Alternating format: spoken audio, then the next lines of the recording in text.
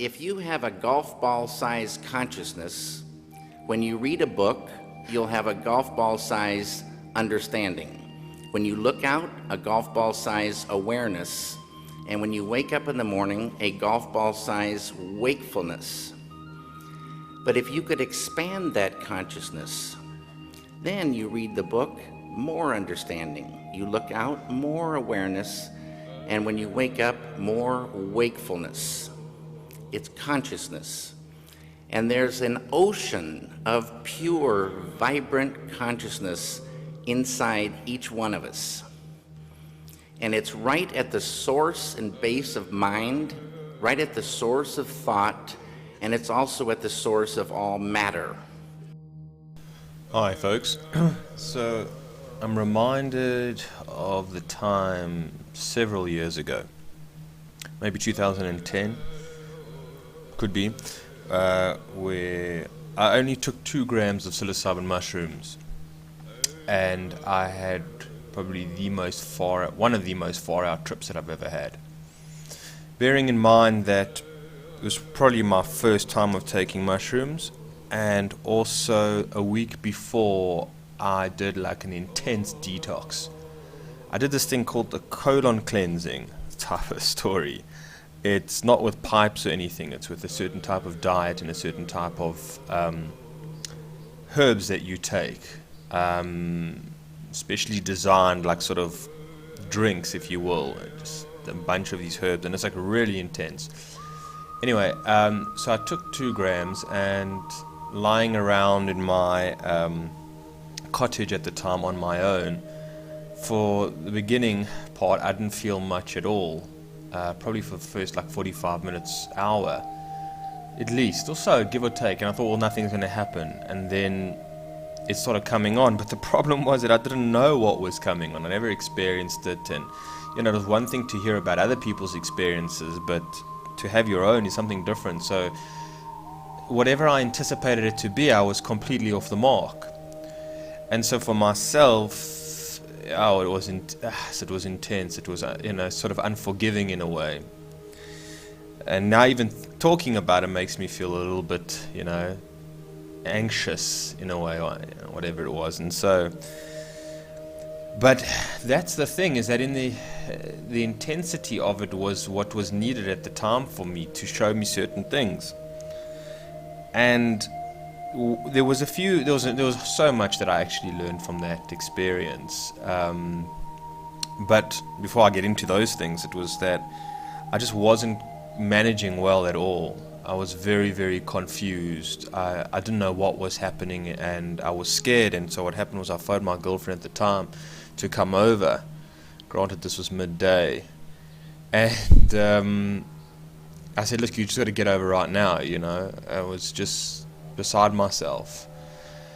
And I won't get into too much detail. She eventually came over, and basically I was just like sort of lying on her lap in a way, and saying that I've lost my mind and I'm never coming back, and whatever it was, and I don't know what's going on, and I don't know why I got to do these weird things by doing these detoxes, and changing my diet and whatever it is, and fixing myself up. I don't know why I got to do this, and there's something wrong with me, and now I've taken some mushrooms that probably were spiked with something or other, and I don't know what's happening, and I'm never coming back, and I'm going to be this way, till I whatever, I couldn't even imagine until when, but for a hell of a long time. And she was comforting me, and just holding me, and sort of, I don't know, sort of just consoling me, and it's going to be alright, and she's also never taken mushrooms before, so she wasn't quite sure what I was going through, but she was supportive, and I kept sort of relaying to her the insights that I was having at the time, and there were so many. I just wanted to talk about 2 of them that I just sort of come to my mind right now. The one was this idea which I really felt, actually maybe 3 ideas, I felt really strongly about it. I sort of had a vision in a way, not a vision, but like I could sort of see, in a sense, that like consciousness in a way, or awareness, is, when you first start off, is like having a pen light, sort of a flashlight, but like sort of as a pen, and you're in the dark. And what happens is that where you shine the light, that on those objects, and where you walk in, that's where you can what you can see, or what is visible to you. And that's what consciousness is in a way. It's the seeing, if you want to call it, and we can get into a whole big talk about that. But it's a real awareness. It's seeing not just on the surface of things, but it's actually, I mean, you use the metaphor of that. It's, you know, you in the dark in a sense, and, you know, metaphorically speaking, and now you have a little bit of light.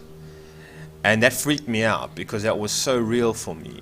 All right, this is what this talk is about, is making things real, or not making things real, when things become real. You know, when you don't, your whole life you think it's real, and things are fresh or rich or whatever it is, or alive, but you're not, it's not true. You're not really fully engaged. You're not really, you know, experiencing it on a deeper level or something or other, or you have the eyes to see. Anyway, so the idea was that, you know, you start off with a pen light sort of, because, you know, awareness in a sense. And I remember somebody speaking about it. It's like having, you know, when you first start off, it's like a golf ball size. You see the world through a golf ball size sort of perspective.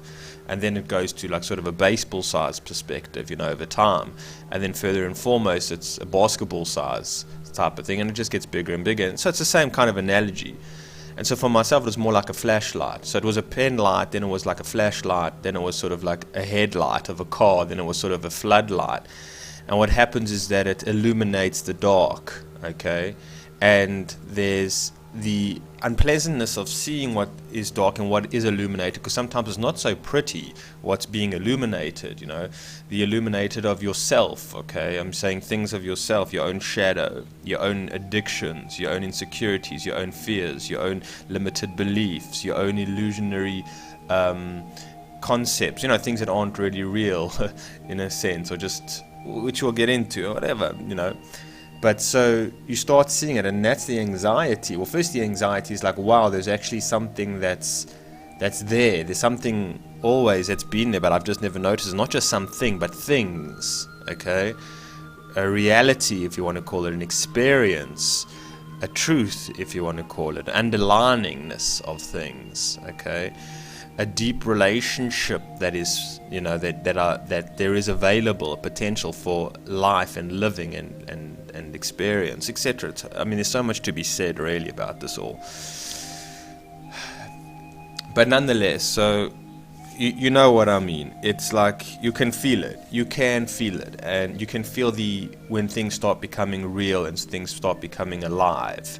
It's not like you just been, you know, it's not like you're watching your life anymore from just the sort of seat in the theater. You know, you're not just watching it while it's going by. You actually become a participation. You start participating in it for real, right? You're not watching it through a screen, your life, in a way, but you become the actual I don't know, not actor anymore, but you become the screenwriter.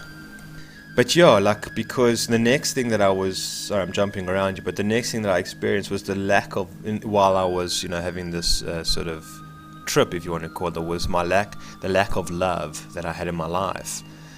Basically, at the time, my girlfriend that I was with, I'd probably been with her for a year, but I never told her that I'd loved her.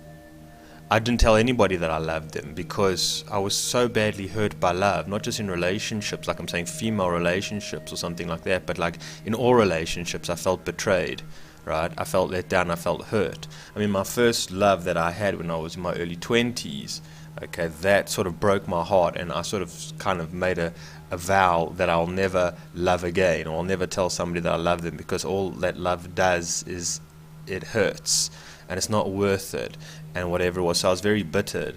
And so at the time, it was like I had this sort of visual in a way that I opened up my love wallet and it was empty. And that was distorting to me, folks. That was like, I couldn't bear that. I could not bear that. And I just felt so empty, but a terrible level of emptiness that I cannot explain. And at the time I said to my girlfriend, I have to tell you I love you. I've never told you that I love you. She says, no, you haven't. So I said, well, I love you. And I just kept on saying, over and over and over again. She said, okay, like, all right, I get the point. I said, no, you don't understand. I need to cultivate as much love as I possibly can because I'm love bankrupt. I don't have any love. And so I need to keep, saying I love you. I need to bring that feeling around. I need to, experience that feeling. I need to, practice that feeling or whatever, bring it into reality, to manifest it so that I'm not broke on love. Right, and I'm not sure if she understood what I was saying, but that's what I was thinking. So for maybe for half an hour, I just kept saying over and over again, just I love you, and I was talking about why I love her and going into her qualities and going into what she means to me and whatever it was, and for her just being there at that time. I mean, it was so, I don't know what I would have done without her, So it was really a deep sense of appreciation. Okay, deep sense of appreciation and acknowledgement of who she is. I mean, maybe we didn't have the most perfect relationship, right? But I mean, for what we were there, the way that we were there for each other, meant a hell of a lot. There's no question about it. I mean, I could talk about that in relationships. It's like, yes, maybe you don't have the perfect partner, maybe you don't have the most ideal person or friend or somebody in your life, but that doesn't mean that they don't add a value or quality or richness to your life. It doesn't mean that they don't support you sometimes in the hardest of times.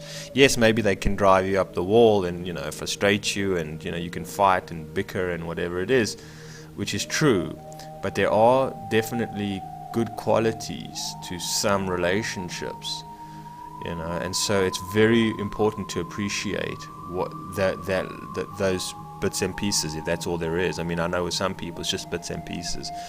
Other people, there's nothing. Like I feel in my life that I've just come to realize that there's almost nothing. It's all a pretense and it's all just a game, and there's nothing there.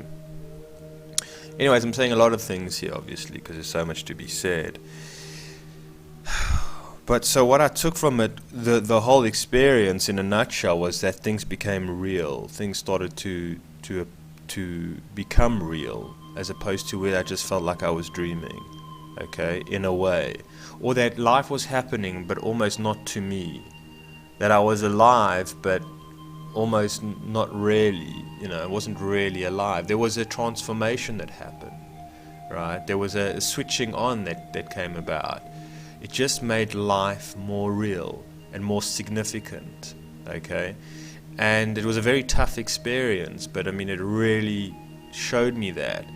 And what I'm saying is that even for now, for myself, several years later, I'm still constantly, by the day, seeing how much of life is really real.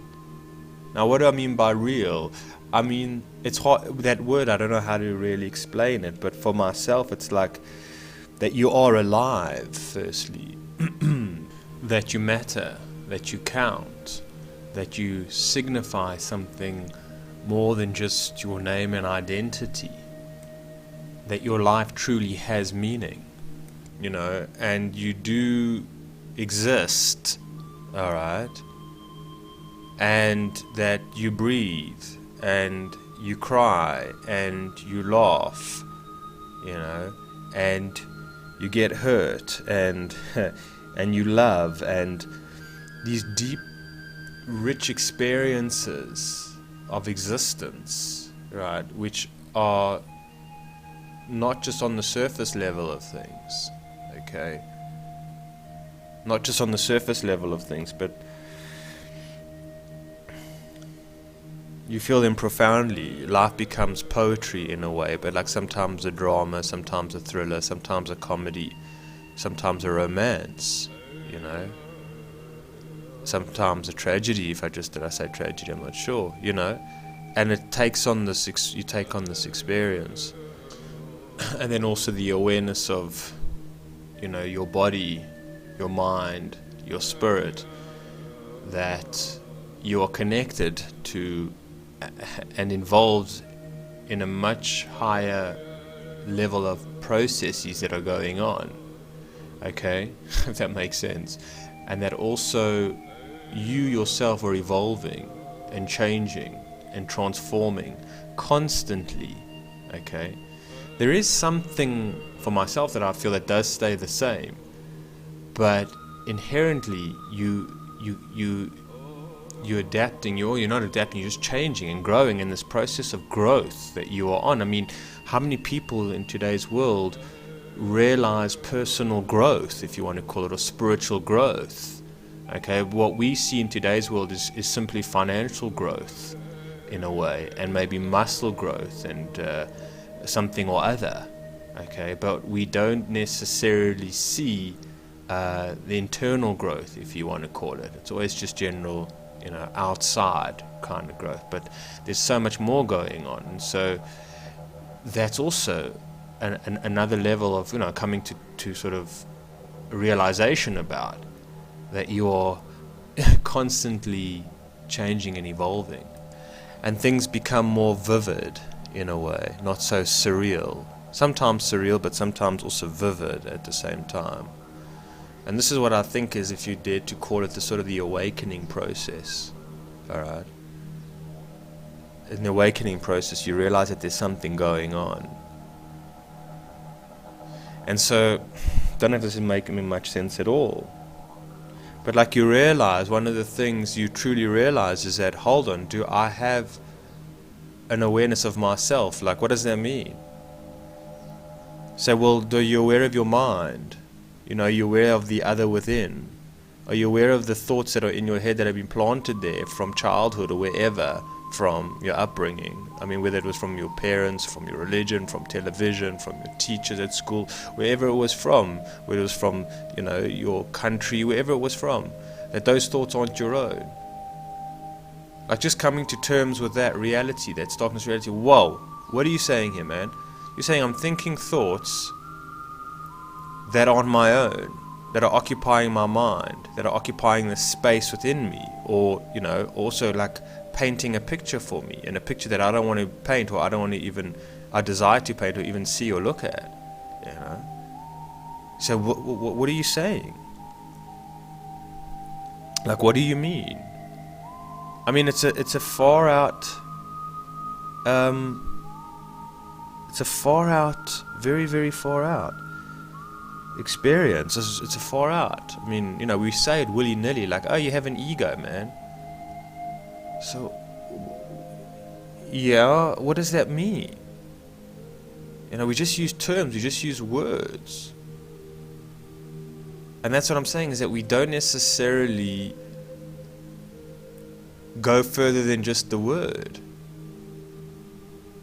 We use the word love, but we don't really know what it means. We use the word hate. I mean, somehow we know what the word hate means.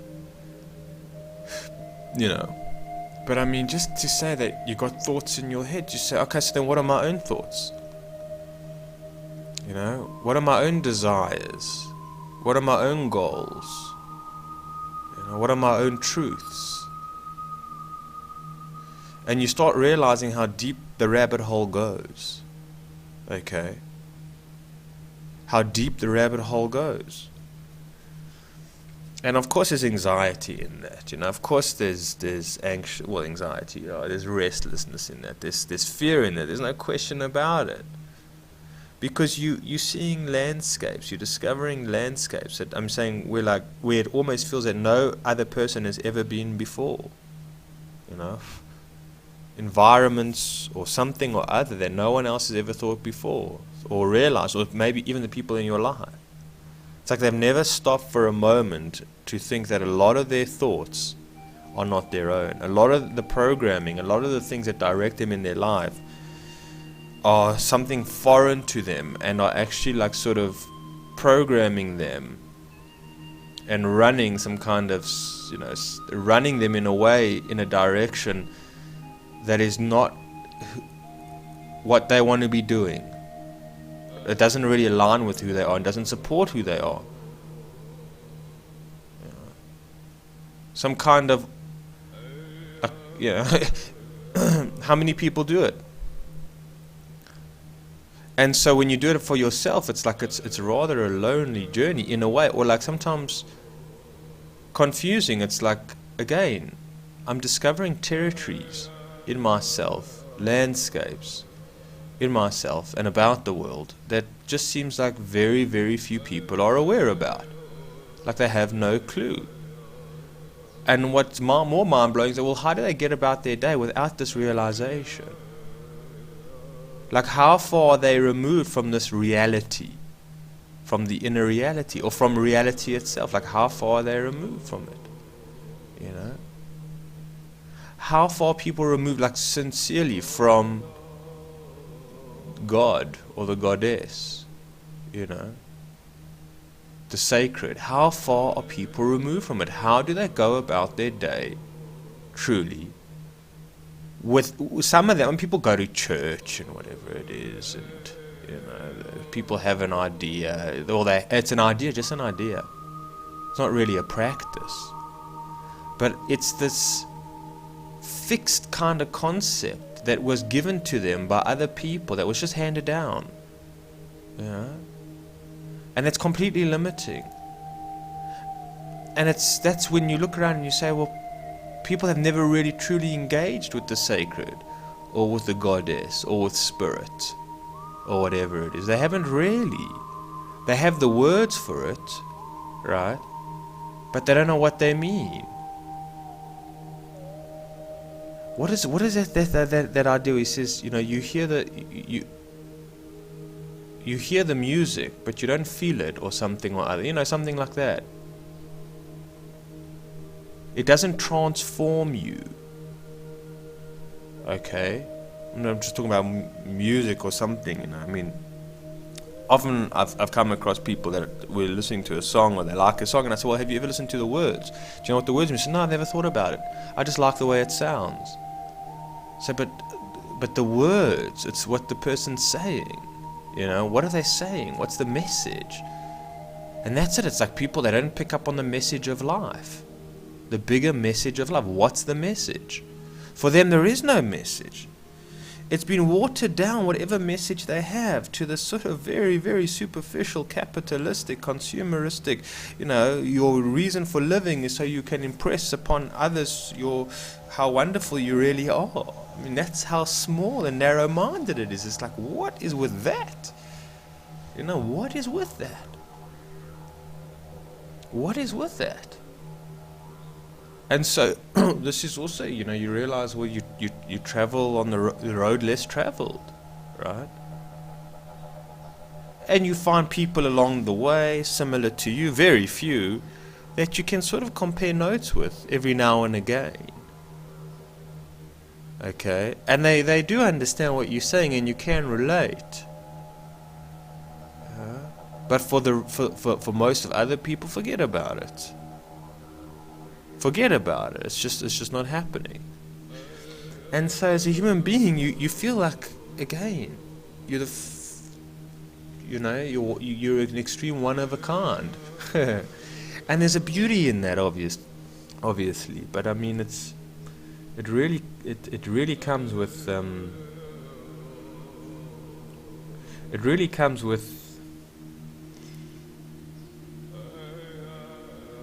with a real challenge sometimes, you know, real opportunity, but real challenge to sort of wake up. And so that's another thing, and it's a mystery. And so day by day for myself, I'm paying more attention to that which is the superficial. I'm becoming more aware of it. And on the other hand, I'm also becoming more aware of what is real enough to me. And like another thing is emotions. It's like, well, what are these things called emotions? And how do they operate within me? And what do they mean for me? And are they my own? You know, you ask these questions. You know, what are emotions?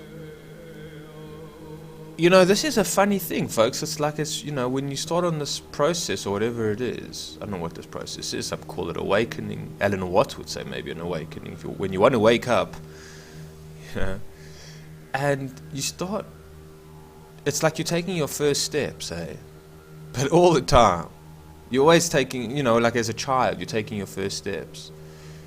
And for myself, you think that, no, you're becoming like, which you do, but the newness and the depth of things feels as if you coming across it for the first time. In other words, I mean, I'm aware that I have emotions, that we all have emotions. right? But like, in a year's time from now, or even a week's time from now, I think, understand emotions and experience emotions on a much deeper level. It just gets deeper. It just gets richer. That's the thing, folks. That's what I'm saying. So like, you understand, okay, emotion, and you understand love and hate and jealousy and anxiety, and you understand these things, right? But then you start to understand them as almost something that's flowing through you or happening to you, or that's flavoring or seasoning your life. You start seeing it from multiple dimensions, multiple layers. And that's what I'm saying, is that the layers just get more and more and more, just become more and more. And so, you know what it's almost like? It's like you have a piece of chocolate cake, okay? And every day you take a piece of that chocolate cake, but every day it tastes different. There's a different texture to it almost. Although it's the same piece of chocolate cake, but there's a different texture to it. There's a different, sometimes, richness to it. There's sometimes a different sweetness to it. You know, there's a different flavor or almost smell to it. It's the same, but it feels different when you eat it on different days. And that's what I'm saying about life and my experience of it. You know, it's always anew. It's always fresh. It's always fresh, and there's always more to discover and learn and understand. You never get to the heart of the matter, in a way. Although you see, it's a paradox in a way. And so that's the adventure of life, and the fact that it's so well avoided by majority of people is absolutely mind-blowing. And seems unfortunate, yes, but it's absolutely mind-blowing. And so what can we take from this? I'm not quite sure, folks. I'm saying, you know, it's every day is a new experience. You never stand in the same river twice. You don't. In fact, a river is never the same. A river, it's never the same. It's always changing. Within every single moment, it's always changing. But you can call it the same river. You can call it, you know, I don't know, let's say the Umgeni River. There's a river here in South Africa, the Umgeni River, but it's not the same river. The current is always changing. The landscape is always changing. I'm saying you understand. It's never the same. And in a way, we are the same, but our experiences are never really the same. It's profound, folks. It's rich.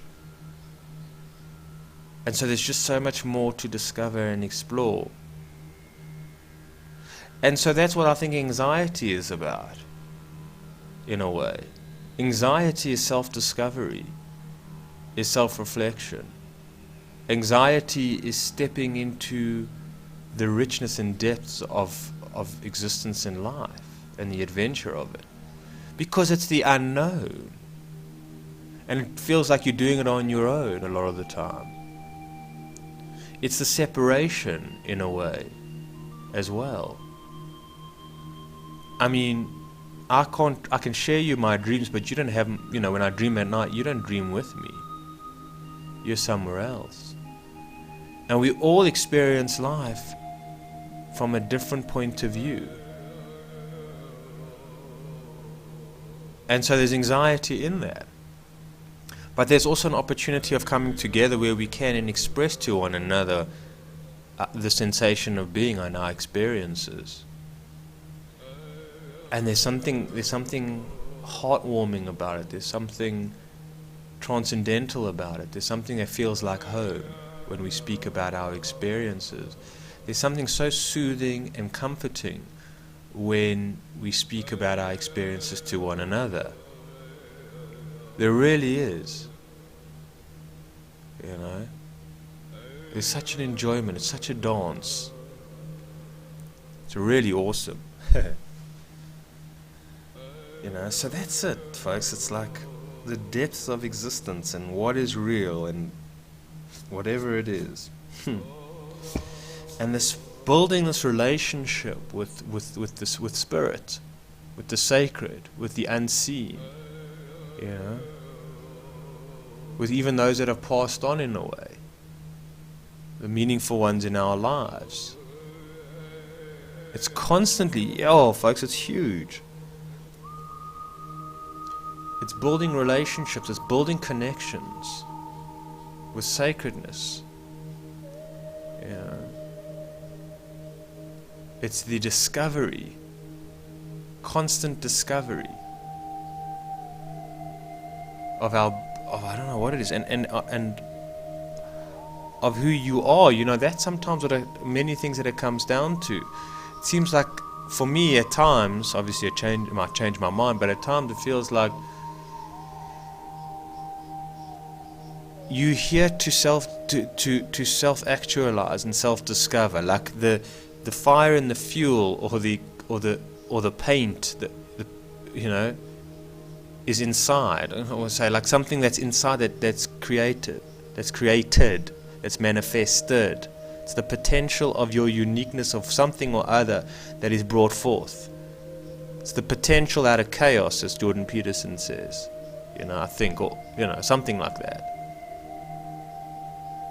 And that's it. And we all get to do that in our own lives, and that's the blessing that we all have to bring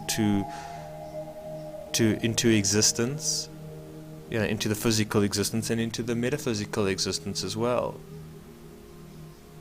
It's a high level, folks. It's a high place. And so there's no space for your limited perspective of yourself that you were once handed down or given or indoctrinated with by your upbringing or by your culture.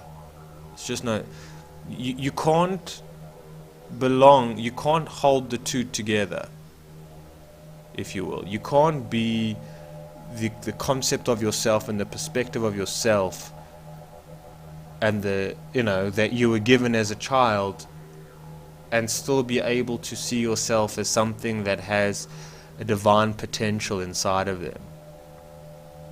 A child of the universe or something like that. Not a child in a sort of adolescent way, but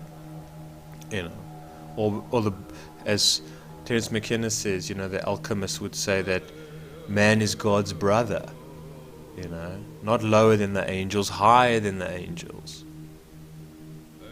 And so if you can't hold your identity, your childhood identity in a way, or whatever it is, or perception of yourself and the world, the one that you were given, right, by your upbringing, and still at the same time understand that, you are divine, and you have a sacred sort of mission here that's going on, right? And it's not just to make mom and dad proud, or something or other. It's huge, folks. It really is. And so that's it. It's like, what do you want to do with it? What do you want to make of this life?